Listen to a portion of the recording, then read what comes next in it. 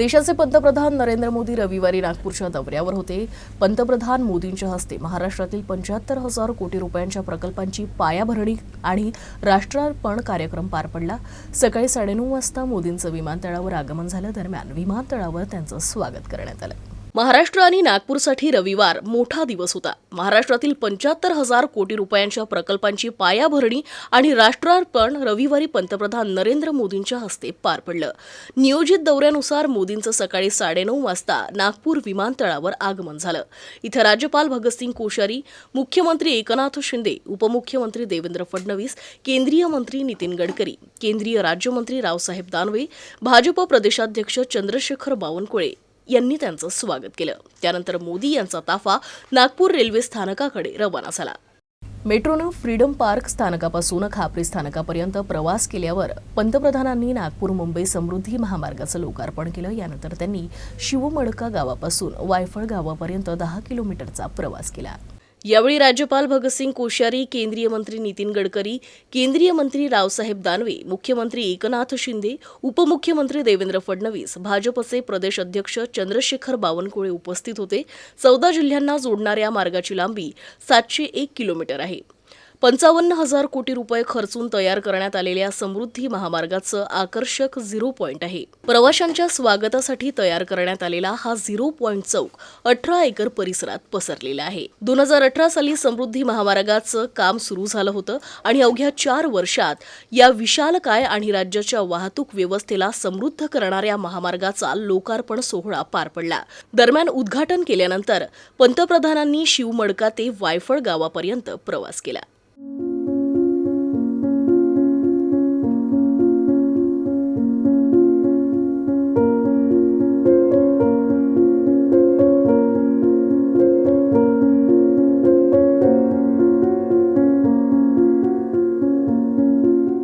समृद्धी महामार्गाचं लोकार्पण आणि महामार्गाचा फेरफटका मारल्यानंतर नियोजित वेळापत्रकानुसार पंतप्रधान नरेंद्र मोदी मिहान येथील एम्स रुग्णालयात दाखल झाले। इथं आयोजित कार्यक्रमात त्यांनी एम्स रुग्णालयाचं लोकार्पण केलं।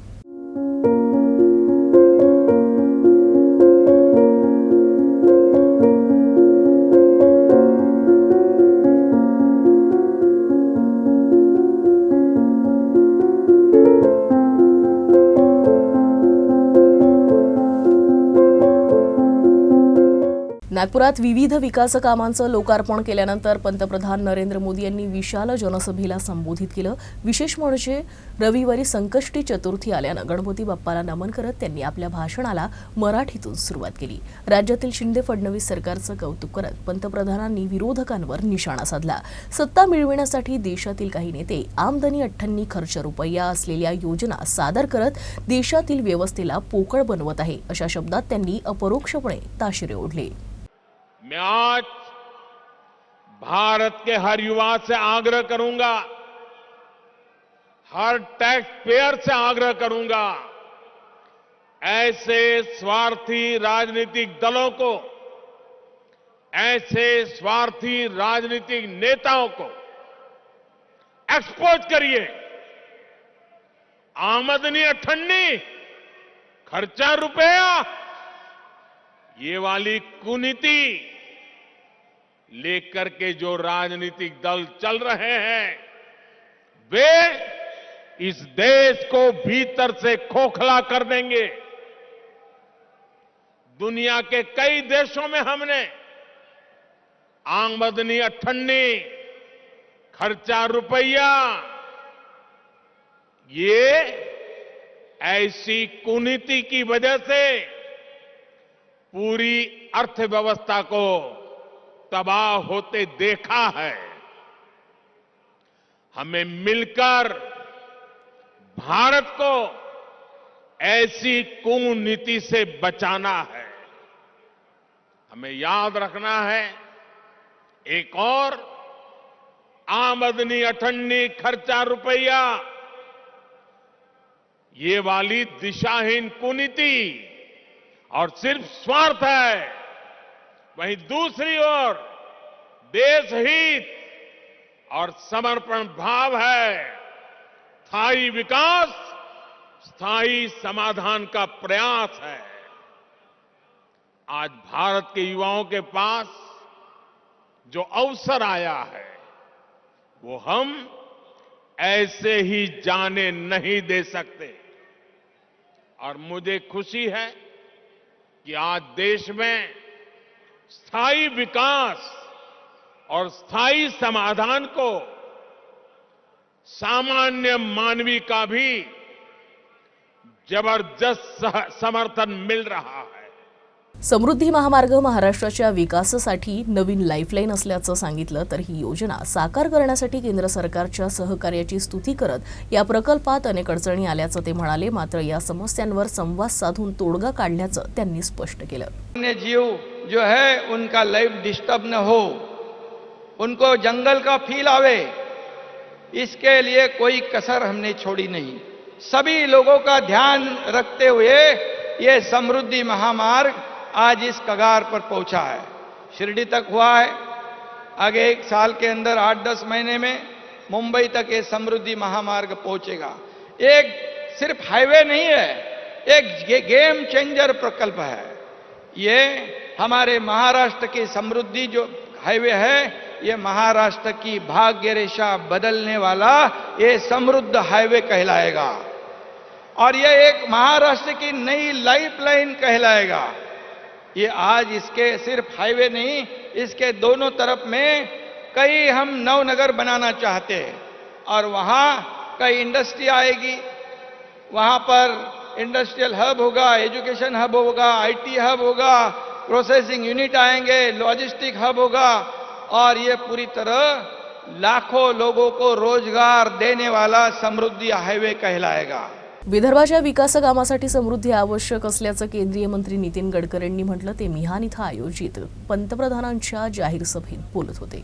मैं विशेष रूप से आदरणीय एकनाथ शिंदे जी का, देवेंद्र जी का, एमएसआरडीसी के सभी अधिकारियों का, महाराष्ट्र सरकार का हृदय से अभिनंदन करता हूं। उनको बहुत बहुत शुभकामनाएं देता हूं। वैसे एमएसआरडीसी से मेरा बहुत भावनात्मक रिश्ता रहा है। मैं एमएसआरडीसी का संस्थापक भी हूं और उसी समय मुंबई में 55 उड्डान पुल और देश का पहला express highway Mumbai Pune express highway और Worli Bandra sea link project MSRDC के द्वारा ही बनाए गए थे। और आज एमएसआरडीसी ने ये भी काम किया है, इसके लिए मैं निश्चित रूप से एमएसआरडीसी का, देवेंद्र जी का और एकनाथ जी का हृदय से स्वागत करता हूं। इस काम में सबसे महत्वपूर्ण बात है कि प्रधानमंत्री जी इस बात का जिक्र करते हैं वो विशेष रूप से अमृत सरोवर का जल संधारण का। दौड़ने वाले पानी को चलने के लिए लगाओ, चलने वाले पानी को रुकने के लिए लगाओ और रुके हुए पानी को जमीन को पीने के लिए लगाओ।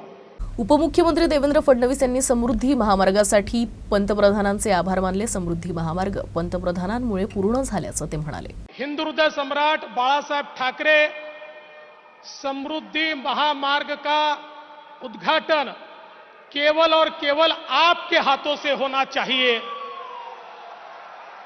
20 साल पहले यह सपना देखा था, पर आप नहीं होते तो ये केवल सपना रहता, ये कभी पूरा नहीं हो सकता था। आपने ताकत दी, आपने हिम्मत दी, आपने हौसला दिया और आपने जिम्मेवारी दी, तो ये समृद्धि महामार्ग हम लोग यहां पर कर पाए। बहुत कम लोगों को उस समय यकीन था कि इस प्रकार का रास्ता बन सकता है, लेकिन एक व्यक्ति था जो पहले दिन से मुझ पर यकीन रखकर इस पर काम कर रहा था और उस व्यक्ति का नाम है उस समय के मेरे मंत्रिमंडल के मंत्री और आज के मेरे मुख्यमंत्री एकनाथ शिंदे जी, जो पहले दिन से रास्ते पर उतरकर इस सारे मार्ग के लिए काम करते रहे।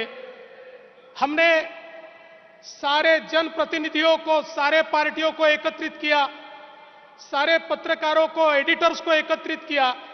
उनके सामने हमने इस संकल्पना को रखा, उनके जितने सवाल थे सवालों का जवाब दिया और उसके बाद हमने इसकी शुरुआत की। सबसे पहले भूमि अधिग्रहण एक बहुत महत्वपूर्ण विषय था। राज्याचे उच्च शिक्षण व तंत्रज्ञान मंत्री चंद्रकांत पाटील यांनी केलेल्या वक्तव्याचे पडसाद आता उमटू लागले असतानाच बुलडाणा इथं राष्ट्रवादी काँग्रेसनं निषेध केला। राष्ट्रवादीच्या पदाधिकारी आणि कार्यकर्त्यांनी चंद्रकांत पाटलांच्या फोटोला जोडे चपला मारत जोरदार निदर्शनं केली आणि निषेध व्यक्त केला। आपले उच्च शिक्षण मंत्री म्हणून येणारे चंद्रकांत पाटील यांनी ज्यांनी शिक्षणाची मुहूर्तमेढ रोवली असे डॉक्टर बाबासाहेब आंबेडकर आणि महात्मा ज्योतिबा फुले यांच्याविषयी जे वक्तव्य केलेलं आहे याचा प्रथमतः आम्ही राष्ट्रवादी काँग्रेसतर्फे जाहीर निषेध करतो।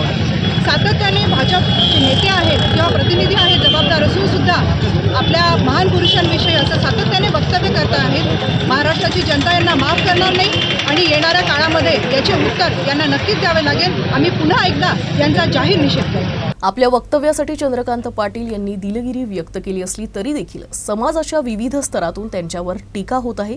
यातच वंचित बहुजन आघाडीचे अध्यक्ष डॉक्टर प्रकाश आंबेडकर यांनी आपल्या खास शैलीनं चंद्रकांत पाटील यांचा समाचार घेतला। त्यांनी ग्रामपंचायत निवडणुकीच्या अनुषंगानं पक्ष पदाधिकाऱ्यांची बैठक घेतली, यावेळी ते बोलत होते। डॉक्टर आंबेडकर आणि महात्मा फुलेंनी शाळा सुरू करण्यासाठी भीक मागितली असं वक्तव्य करून टीकेचे धनी झालेल्या चंद्रकांत पाटील यांनी अखेर दिलगिरी व्यक्त केली आहे। मात्र वंचितचे अध्यक्ष ॲडव्होकेट प्रकाश आंबेडकर यांनी खास स्टाईलनं चंद्रकांत पाटील यांच्यावर निशाणा साधत हेडगेवारांचं नाव घेऊन त्यांच्यावर उपरोधिक टीका केली। फुले आंबेडकर यांनी भीक मागितली असं वक्तव्य करताना चंद्रकांत पाटील यांनी गोळवरकर हेडगेवार यांचं नाव घेतलं नाही। याचाच अर्थ गोळवरकर आणि हेडगेवारांनी लोकांकडून पैसे न घेता, आजच्या शब्दात सांगायचं झालं तर खोक्यांनी पैसे घेतले आणि स्वतःच्या संस्था उभ्या केल्याची कबुली चंद्रकांत पाटील यांनी दिल्याबद्दल त्यांचं जाहीर आभार मानतो असं प्रकाश आंबेडकर म्हणाले। त्यांनी एवढं तरी सिद्ध केलं की बाबासाहेब असतील, महात्मा फुले असतील किंवा भाऊराव पाटील असतील यांनी लोकांकडून पैसे घेऊन आपल्या संस्था उभ्या केल्या, परंतु त्यांनी असणारं हेगडेवारांचं नाव घेतलं नाही, गोलवलकरांचं नाव घेतलं नाही। याचा अर्थ की हेगडेवार आणि गोलवलकर यांनी लोकांकडून पैसे घेतले नाही, तर आजच्या शब्दामध्ये खोक्याच्या भाषेमध्ये पैसे घेतले आणि स्वतःच्या संस्था उभ्या केल्या। ही कबुली चंद्रकांत पाटील यांनी दिल्यामुळे त्यांचं आम्ही जाहीर अभिनंदन करतो। भाजपचे ज्येष्ठ नेते आणि राज्याचे मंत्री चंद्रकांत पाटील यांनी केलेल्या आक्षेपार्ह विधानाचा निषेध करत त्यांनी मंत्रिपदावरून तातडीनं हटवण्यात यावं अशी मागणी अखिल भारतीय माळी महासंघ अकोला जिल्हा शाखेच्या वतीनं करण्यात आली आहे। या मागणीचं निवेदन जिल्हाधिकाऱ्यांना सादर करण्यात काळ्या फिती लावून आणि चंद्रकांत पाटील यांच्या विरोधात घोषणा देत माळी महासंघानं निषेध व्यक्त केला। त्यांनी बहुजन समाजाची माफी मागावी अशा मागणीचं निवेदन प्रभारी जिल्हाधिकारी संजय खडसे यांना देण्यात आलं। या संदर्भात कारवाई न झाल्यास राज्यात तीव्र आंदोलनाचा इशारा यावेळी देण्यात आला। यावेळी अखिल भारतीय माळी महासंघाचे जिल्हाध्यक्ष मनीष हिवराळे, प्रमोद ढोमणे, अभिजित राऊत, ॲडव्होकेट संतोष रहाटे, महात्मा फुले समता परिषदेच्या महिला जिल्हाध्यक्ष माया इरतकर, विद्या जवके, कल्पना गवार गुरु आणि इतर पदाधिकारी उपस्थित होते। महाराष्ट्र हे पूर्ण ग्रामीण महाराष्ट्र आहे। या महाराष्ट्राच्या पैठण इथे संतभूमीमध्ये काल महाराष्ट्राचे शिक्षण मंत्री आदरणीय चंद्रकांत दादा पाटील यांनी आमचे जे थोर पुरुष आहे कर्मवीर भाऊराव पाटील असतील, बाबासाहेब आंबेडकर असतील, क्रांतिसूर्य महात्मा ज्योतिराव फुले असतील यांच्या संदर्भामध्ये जो अपशब्द वापरला, अत्यंत निंदनीय प्रकार त्यांनी केलेला आहे। चंद्रकांत दादाला हे सुद्धा माहीत नाही की महात्मा फुलेंचं कार्य, बाबासाहेब आंबेडकरांचं कार्य आणि कर्मवीर भाऊराव पाटलांचं कार्य त्या काळात त्यांनी कशा परिस्थितीमध्ये काम केलं त्यांना त्या गोष्टीची कुठलीच जाणीव नाही। त्यांनी अत्यंत चुकीच्या पद्धतीने या गोष्टीचा अभ्यास न करता स्वतः शिक्षण मंत्री असल्यानंतर सुद्धा अत्यंत चुकीच्या पद्धतीने त्यांनी अपशब्द वापरला। भारतीय जनता पार्टीमध्ये सध्या अशी स्पर्धा निर्माण झालेली आहे की जे बहुजनांचे नेते असतील, महाराष्ट्रातले जे काही थोर महापुरुष असतील त्यांच्या विरोधात जेवढं जास्त काही बोलता येईल ते बोलल्यामुळे त्यांना त्यांच्या पदामध्ये मंत्रिपद मिळते, अनेक महत्त्वाचे पदं मिळतात। बुलढाण्याचे आमदार संजय गायकवाड हे नेहमी शिवसेनेसह काँग्रेस आणि राष्ट्रवादीवर निशाणा साधत असतात। मात्र त्यांनी भाजप नेते चंद्रकांत पाटील यांच्या वक्तव्यावरून टीका केली। भाजपच्या वरिष्ठ नेत्यांनी आपल्या मंत्र्यांचा क्लास घेऊन कसे बोलावे हे समजून सांगावं असा खोचक सल्ला दिला। महाविकास आघाडीत अनेक आमदार देवेंद्र फडणवीस यांच्या संपर्कात आहे असं मंत्री उदय सामंत यांनी म्हटलं होतं। त्यावर देवेंद्र फडणवीस हुशार आहे, 8-10 नव्हे तर 15 आमदार त्यांच्या संपर्कात असू शकतात असं आमदार गायकवाड यांनी म्हटलंय।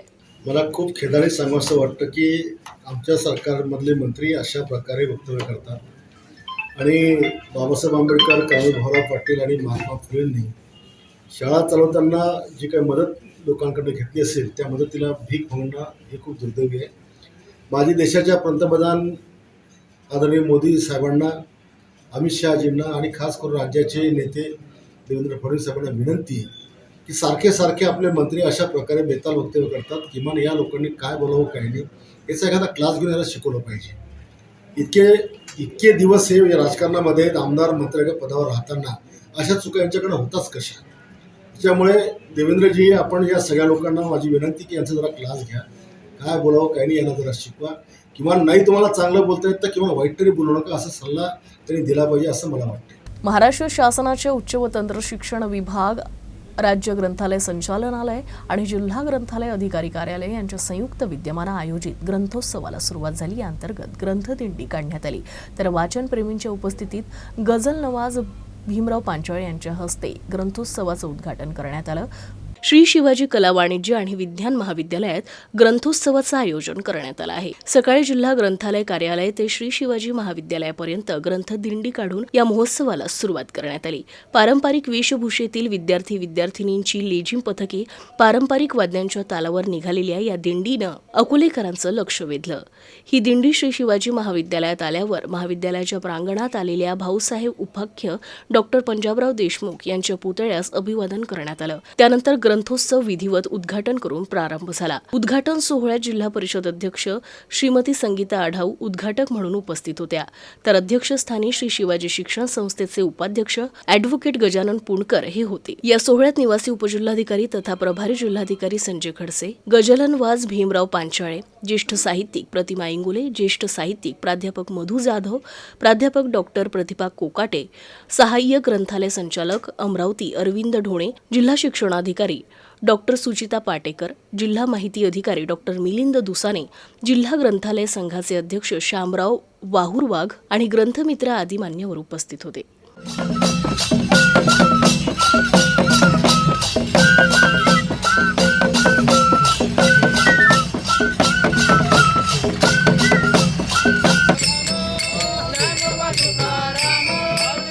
नेत्रोपचार क्षेत्रात कार्यरत श्रीमती बसंतीबाई लक्ष्मीनारायण चांडक रिसर्च फाउंडेशन तसेच भारतीय माहेश्वरी समाज ट्रस्ट यांच्या संयुक्त विद्यमानं अकोला शहरात एका कार्यक्रमाचं आयोजन करण्यात आलं होतं. या कार्यक्रमाअंतर्गत भीलवाडा येथील प्रसिद्ध लेखिका वीणा राठी यांना त्यांच्या अतितके झरोखे से भारत या साहित्य कृतीसाठी स्वर्गीय बसंतीबाई चांडक स्मृती साहित्यकार पुरस्कार प्रदान करण्यात आला. सत्काराला उत्तम देताना पुरस्कार विजेत्या श्रीमती वीणा राठी यांनी आपले साहित्यिक अनुभव सांगून पुरस्कार समिती आणि ट्रस्टचे आभार मानले. सोहळ्यात वक्ता माहेश्वरी यांच्या रेकॉर्ड्स आणि सेवा संस्थांच्या पदाधिकारी वर्गानं गौरव केला. सोहळ्यात मिसेस इंडिया विजेत्या रुपल मोहता यांच्या हस्ते संस्था उपक्रमांची माहिती असणाऱ्या पोर्टलचं उद्घाटन करण्यात आलं. या सोहळ्यात स्मरणिका लोकार्पित करण्यात आली. यावेळी डॉक्टर गिरीश गांधी, डॉक्टर रीता माहेश्वरी आणि श्यामसुंदर सोनी यांनी आपले विचार व्यक्त करीत या लोकोपयोगी उपक्रमाची प्रशंसा करीत आपल्या शुभेच्छा प्रदान केल्या. कार्यक्रमाला प्रमुख पाहुणे म्हणून मुंबई येथील डॉक्टर रीता माहेश्वरी, माजी आमदार डॉक्टर गिरीश गांधी, माहेश्वरी महासभेचे सभापती श्यामसुंदर सोनी, माहेश्वरी समाज ट्रस्टचे अध्यक्ष विजय पनपालिया, पुरस्कार समितीचे अध्यक्ष ब्रिजमोहन चितलांगे, बसंतीबाई चांडक, ट्रस्टचे मुख्य विश्वस्त श्याम चांडक आदी होते.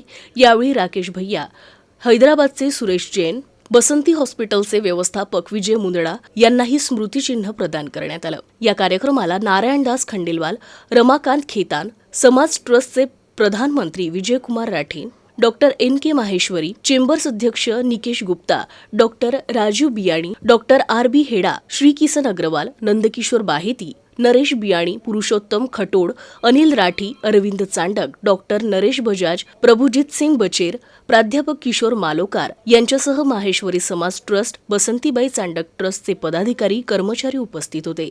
प्राध्यापक शारदा बियाणी यांनी सूत्रसंचालन केलं तर वंदना मेहता यांनी आभार मानले. बसंती चांडक ट्रस्ट मानवीय सेवा में तो उच्चतम है ही. इतना बड़ा हॉस्पिटल चलाते हुए 25 डायलिसिस मशीनों के साथ इन्होंने जो एक छोटे से आई हॉस्पिटल से चालू करके आज 25 हॉस्पिटलों में इन्होंने एक्सपांशन किया है. बहुत काबिल तारीफ है और मानव सेवा में उच्चतम मूल्य इन्होंने स्थापित किया है कि किस तरह से एक हॉस्पिटल में एक माहेश्वरी परिवार के हिसाब से किस तरह सेवा की जा सकती है, ये एक उदाहरण है। और मानव सेवा के साथ साथ इन्होंने साहित्य सेवा का भी बहुत बड़ा बीड़ा उठाया है, जिसका पुरस्कार मुझे आज मिला है एक पुस्तक लिखने के उसमें, तो मैं अपने आप को बहुत ही गौरवान्वित अनुभव करती हूँ। हमारे पास 25 डायलिसिस मशीन्स कार्यरत है। इन 25 डायलिसिस महात्मा ज्योतिबा फुले के अंतर्गत हम लोग जो डायलिसिस काम करते हैं उधर पूरे विदर्भ एरिया में हम सर्वप्रथम हैं। माहेश्वरी समाज के जो बंधु हैं जिनकी आय 3 लाख रुपए से कम है, उन सभी का हम डायलिसिस मुफ्त में करते हैं, जिसमें डायलिसिस के साथ साथ गरीबों को हम लोग भोजन भी निःशुल्क देते हैं। इस ट्रस्ट के माध्यम से आंखों का यूनिट, ऑर्थोपेडिक यूनिट और किडनी डायलिसिस का होता है। डायलिसिस के साथ साथ शिक्षा के क्षेत्र में इस ट्रस्ट द्वारा अनेकों कार्य होते हैं। दरवर्षी हुसेनी मेमोरियल सोशल वेलफेअर सोसायटीच्या वतीनं सामूहिक लग्नासाठी पुढाकार घेण्यात येतो। यंदाही अकोला शहरात अशा प्रकारचं आयोजन करण्यात आलं आहे। 13 फेब्रुवारी रोजी आयोजित या कार्यक्रमासाठी नोंदणी सुरू करण्यात आली आहे, तर गरजूंसाठी आयोजित या उपक्रमाला चांगला प्रतिसाद मिळत आहे। लग्नात होणारा भरमसाठ खर्च टळावा, गरजू प्रवर्गातील नागरिकांच्या कुटुंबियांचं लग्न सुयोग्य रीतीनं पार पडावं, यासाठी सामूहिक विवाह सोहळा ही संकल्पना अतिशय प्रभावी आहे। तर अकोला शहरातील हुसेनी मेमोरियल सोसायटीतर्फे गेल्या 18 वर्षांपासून हा उपक्रम राबविण्यात येत आहे। दरवर्षीप्रमाणे याही वर्षी या संस्थेतर्फे सामूहिक विवाह आयोजित करण्यात आला आहे। 13 फेब्रुवारी रोजी आयोजित या सामूहिक विवाह सोहळ्याचं आयोजन करण्यात आलं असून या सामूहिक विवाह सोहळ्यासाठी नोंदणी सुरू झाली आहे। इच्छुकांनी 9881124422 या क्रमांकावर संपर्क साधावा असं आवाहन संस्थेतर्फे करण्यात आलं आहे। तर नोंदणी कार्यालयाचं उद्घाटन ज्येष्ठ समाजसेवक प्रदीप वखारिया यांच्या हस्ते करण्यात आलं। तर यावेळी संस्थेचे पदाधिकारी आणि सदस्य उपस्थित होते। कि हुसैनी सोसाइटी का इज्तिमाई शादिया का ये 18वां साल है और इस मौके पर मैं पूरे अकोला वासियों को बहुत बहुत तहे दिल से मुबारकबाद देता हूँ कि हमारा ये काम 18 साल से आपकी दुआओं के नतीजे में बड़ा बेहतरीन चल रहा है। और सबसे अपील भी करना चाहूँगा कि 13 तारीख से इज्तिमाई शादियों की बुकिंग शुरू हो चुकी है अल्ताफ हुसैन कंपनी जनता भाजी बाजार में, जिसका टाइम सुबह 10 बजे से 1 बजे तक है। तो फिर अकोला वासियों से दरख्वास्त करूँगा पूरे ज़िले के लोगों से कि जो भी अपने बच्चों की शादियां इसमें कराना चाहते हैं, जो भी इसके इच्छुक है, वो इसमें शादियां बुक कराएं और फजूल खर्चे से बचे और अपने पैसों की बचत करके उस पैसों को बच्चों के एजुकेशन पे या और दीगर कामों पे इस्तेमाल करें। बेजा रस्मो रिवाज, फजूल खर्ची से बचे और इस्तेमाल में शादी कराएं। राजरत्न आंबेडकर प्रणीत भारतीय बौद्ध महासभेची अकोला जिल्ह्याची बैठक पार पडली। यावेळी बैठकीत चळवळीशी निगडीत विविध मुद्द्यांवर चर्चा करण्यात आली।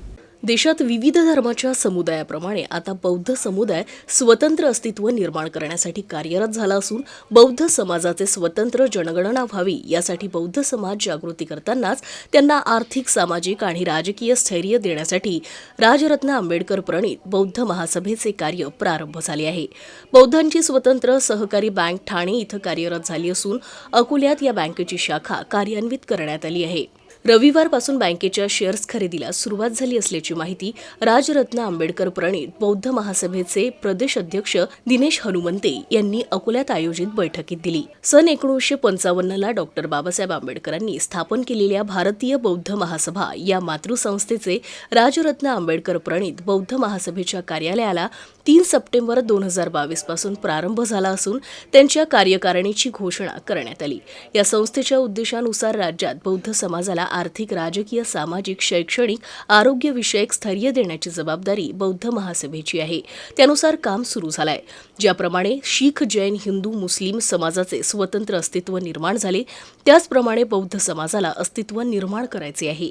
यासाठी राज्यातील बौद्ध समाजाची स्वतंत्र जनगणना करणे, त्यातही समाजाची होत असलेली दिशाभूल दूर करून सविस्तर आणि खरी माहिती नोंद करण्यासाठी जागृती केली जात आहे।